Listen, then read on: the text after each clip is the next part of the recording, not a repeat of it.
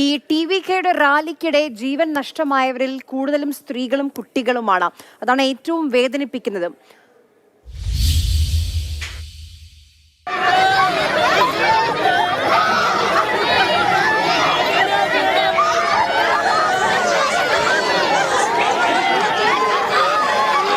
കരൂരിലെ സർക്കാർ ആശുപത്രി വരാന്തയിൽ മുഴങ്ങിക്കേട്ട ഒപ്പാരികളൊക്കെയും ഏതു മനുഷ്യന്റെയും ഹൃദയം തകർക്കുന്നതായിരുന്നു.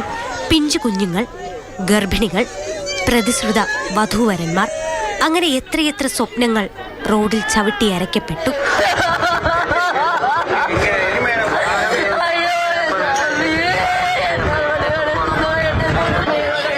അടുത്ത മാസം കരൂരിലെ വീട്ടിൽ ഒരു കല്യാണപ്പന്തൽ ഒരുങ്ങേണ്ടതായിരുന്നു.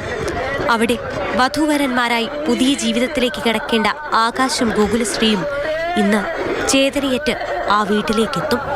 ജീവിതത്തിൽ ഒന്നിക്കുന്നതിനു മുന്നേ മരണം അവരെ ഒന്നിപ്പിച്ചു. തങ്ങളുടെ പ്രിയതാരത്തെ നേരിൽ കാണാൻ കരൂരിലെത്തിയതായിരുന്നു ഇരുവരും. കരൂരിലാണ് റാലി എന്ന് പറഞ്ഞതുകൊണ്ടാണ് ബന്ധുക്കൾ അവരെ പോകാൻ അനുവദിച്ചത്.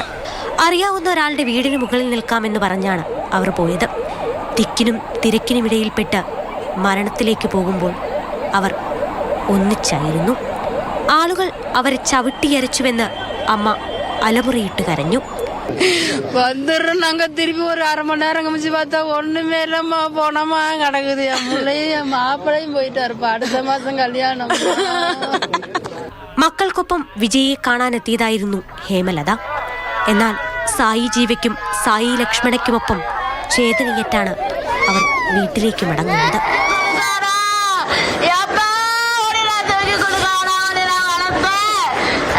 ഏഴൂർ പുത്തൂർ സ്വദേശിനി പ്രിയദർശിനിക്കും മകൾ 14കാരി ധരണിക്കും ദുരന്തത്തിൽ ജീവൻ നഷ്ടമായി.